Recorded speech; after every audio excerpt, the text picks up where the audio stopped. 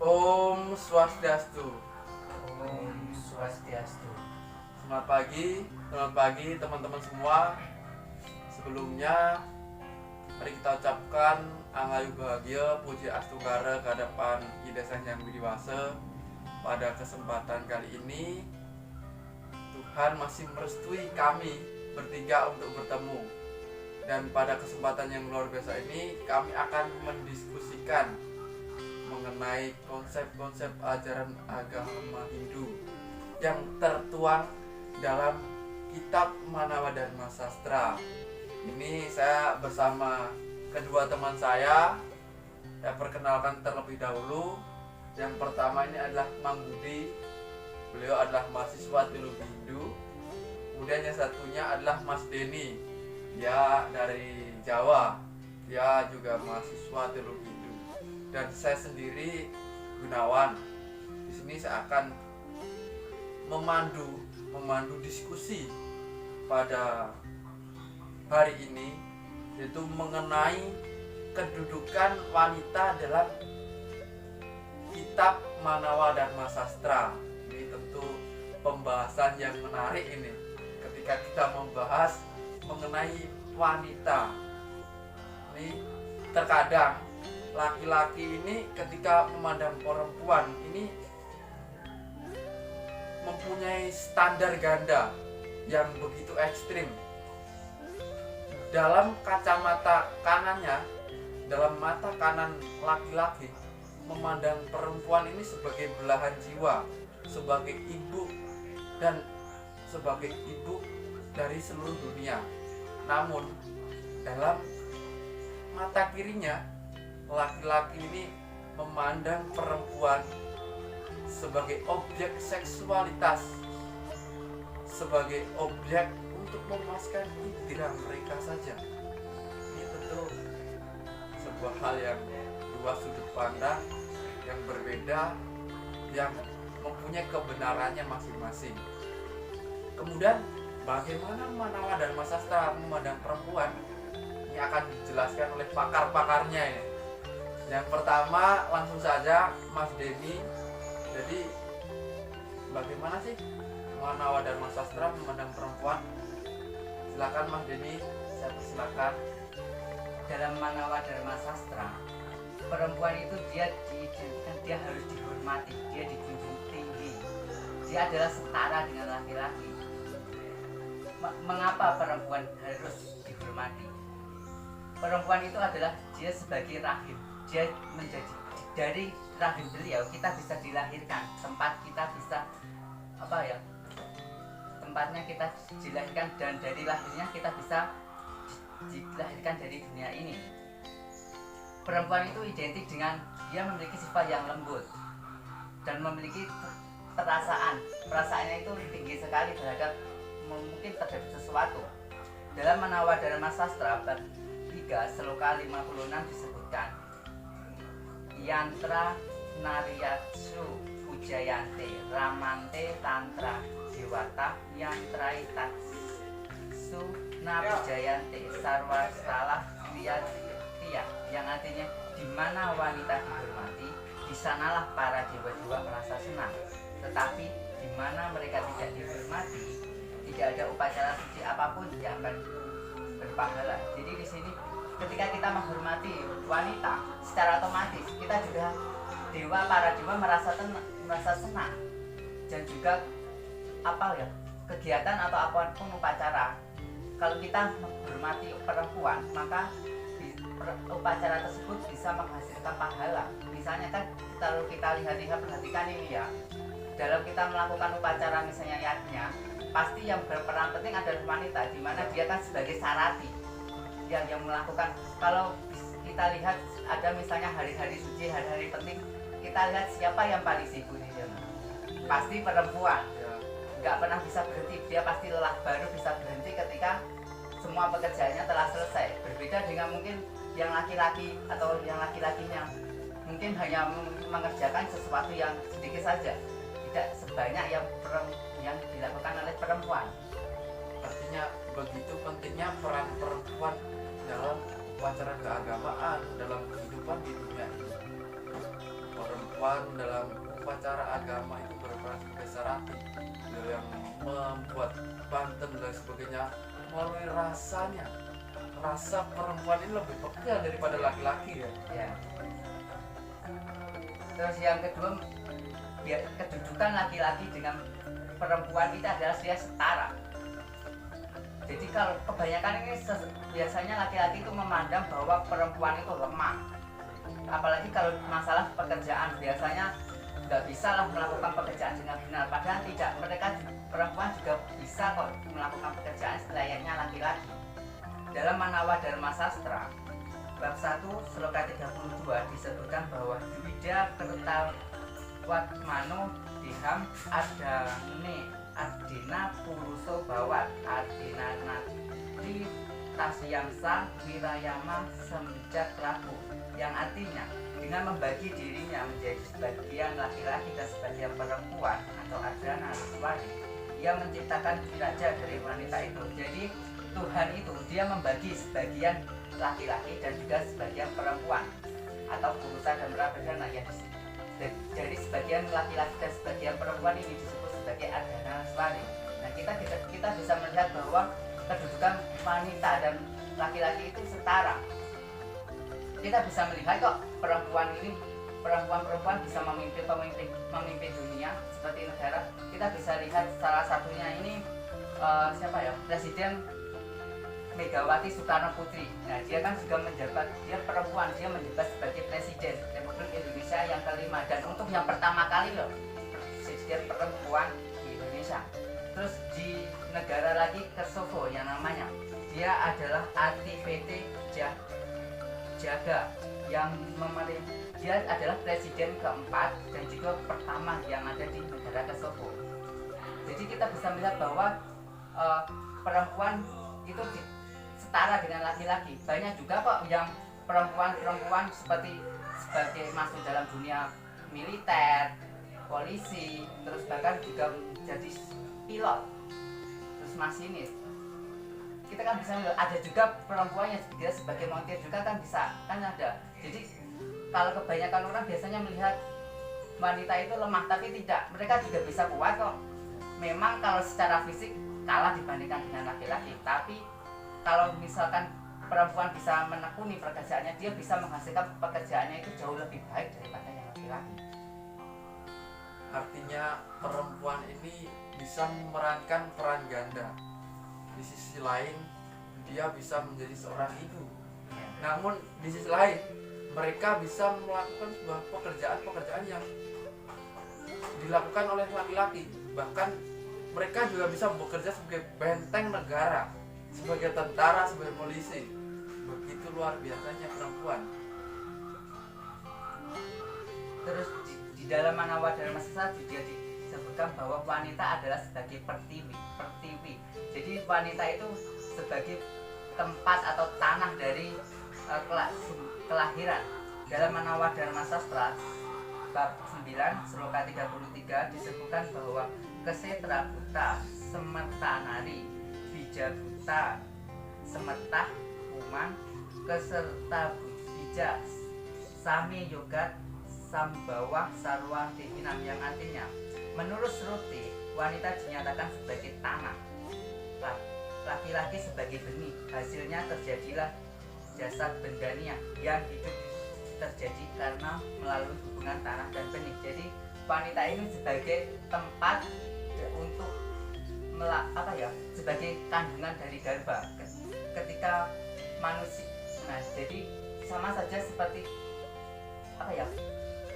sebagai tempatnya, rahimnya. Kalau misalnya laki-laki kan itu sebagai benihnya, ya benih. Kalau wanita itu sebagai tempatnya untuk menaruh benih itu agar benih itu bisa tumbuh.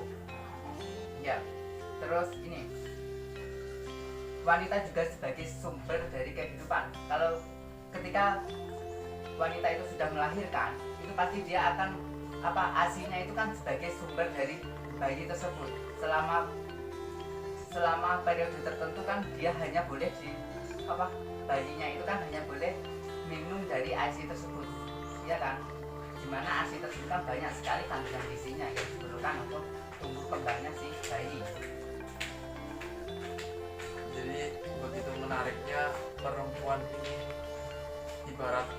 tanah yang menjadi tempat untuk benih-benih tumbuh. Artinya tanpa adanya wanita, ini benih-benih kehidupan, benih-benih manusia tidak akan bisa tumbuh. Itu dari pengertian sloka yang dapat dijelaskan oleh Pak Denny.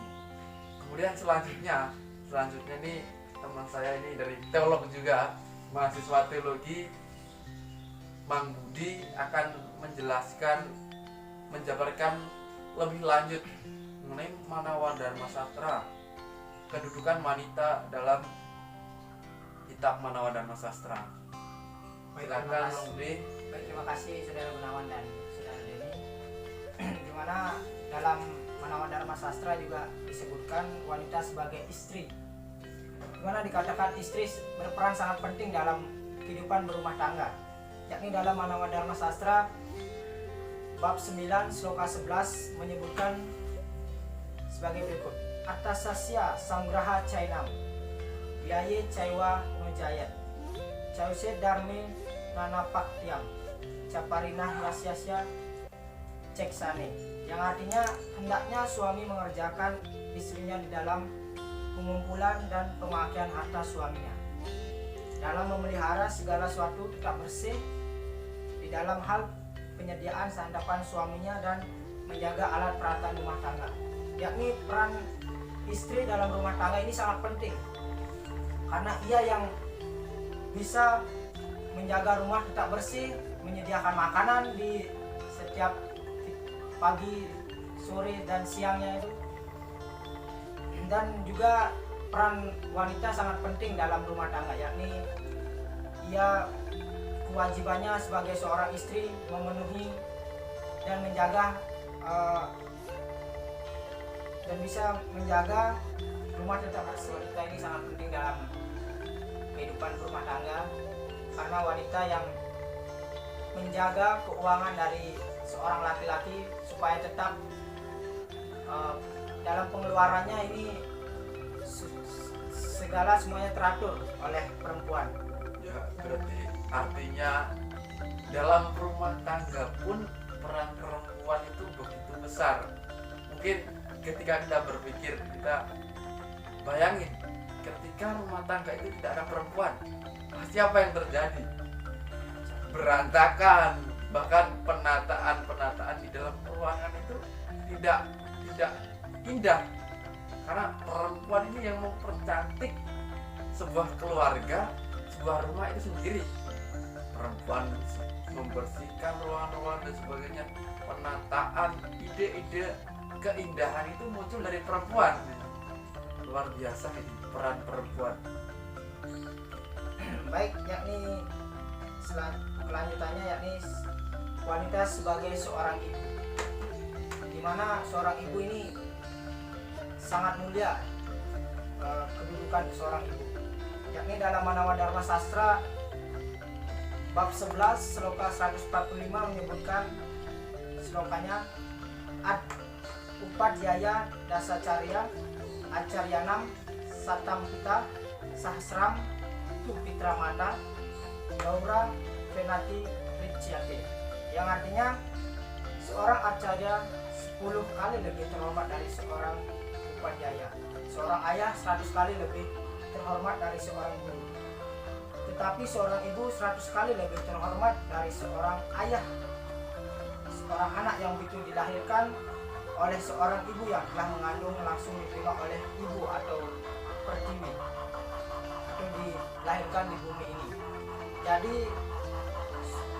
seorang ibu ini sangat penting, sangat berperan penting dalam kehidupan, yakni ia menjaga kita kelahir di bumi ini, ia mengandung kita selama 9 bulan, mengasihi, memberikan kasih sayangnya lebih dari seorang ayah, menyusui dan memberikan seluruh kasihnya kepada kita. Jadi dapat kita simpulkan bahwa seorang ibu ini sangat mulia, dan sangat mulia ketimbang dari ayah. Ibu ini cerminan dari Dewi, yakni Dewi yang nyata dalam kehidupan. Karena sangat besarnya tugas dari seorang ibu. Dalam kitab Sarwa saya mengatakan bahwa tugas seorang ibu lebih berat dari tugas dari bumi ini. Ya. Dalam sloka yang tadi dijelaskan kehormatan dari seorang perempuan. Ternyata dalam Manawa Dharma Sastra ini dijelaskan wanita itu lebih terhormat daripada laki-laki. Terbukti dicantumkan dalam sloka tersebut. Jadi banyak orang berpikir bahwa perempuan ini lebih rendah tingkatannya dibandingkan laki-laki. Perempuan tidak boleh melakukan pekerjaan yang lebih berat dibanding laki-laki. Hal itu ternyata bukan suatu hal yang benar. Jadi dalam sloka Manawa Dharma Sastra ini dijelaskan. Namun di sisi lain ini banyak konflik-konflik yang menjadikan perempuan ini ke dalam tingkatan yang rendah.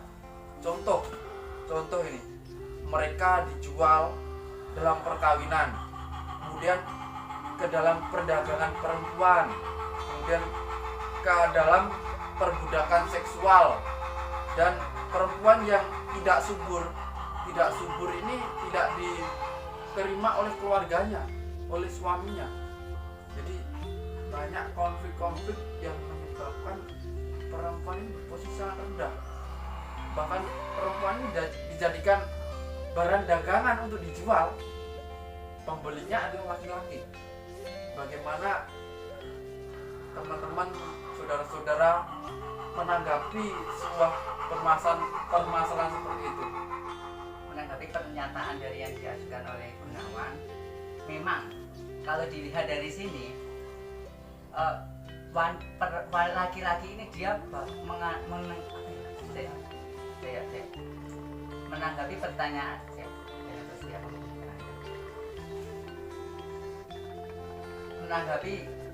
pernyataan dari saudara Gunawan. Di sini kalau kita lihat ini, laki-laki ini dia memandang rendah derajat dari perempuan. Ya.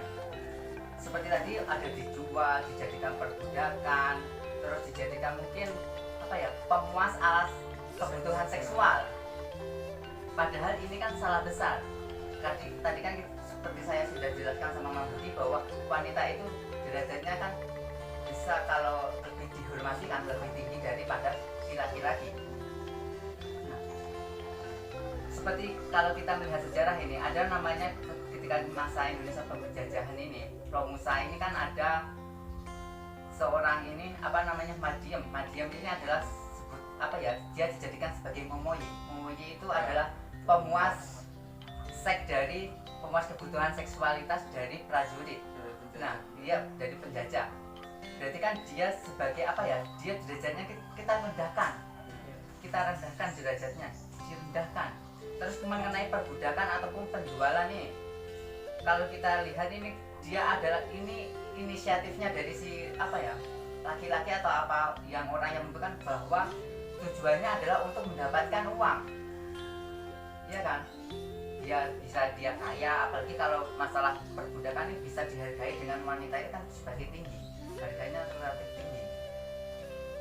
Terus kita lihat juga lagi mengenai seksualitas ini ya, kebutuhan seks. Biasanya kan banyak nih laki-laki yang hidung belang, melirik sana sini, apalagi yang sudah punya istri tapi dia masih kurang puas, ingin mengambil mungkin istri orang, atau mungkin ada melihat wanita yang lebih cantik lagi, dia tertarik, tergoda untuk melakukan itu.